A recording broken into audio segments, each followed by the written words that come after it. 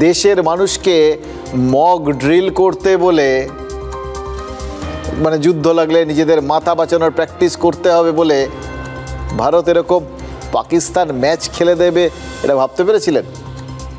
9টা জায়গায় দুম করে হামলা চালিয়ে দিল ভারত।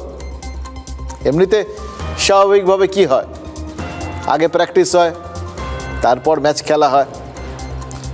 এমনি আপনার আমার ক্ষেত্রে দেখুন, আমরা কি করি, যখন স্কুল টুলে পড়তাম প্রথমে মক টেস্ট দিয়ে দিয়ে আমরা কখনো আলটিমেটলি ওই মূল পরীক্ষার জন্য তৈরি হতাম। এই ভারত যখন তার নাগরিকদের যুদ্ধের জন্য তৈরি করছে, ড্রিল করাচ্ছে, এটা দেখে পাকিস্তানও হয়তো ভেবেছিল ভারত তো নেট প্র্যাকটিস করছে, মক টেস্ট দিচ্ছে, এবার এখন এরকম মক টেস্ট হবে, তারপর ফাইনাল পরীক্ষায় বসবে। এবার ভারতে এরকম মক টেস্ট চলতে চলতে তারাও সময় পাবে, তারাও 2-4টে টেস্ট দিয়ে নিজেদের তৈরি করে নেবে, এটা ভেবেই হয়তো পাকিস্তান নিশ্চিন্ত হয়ে বসেছিল।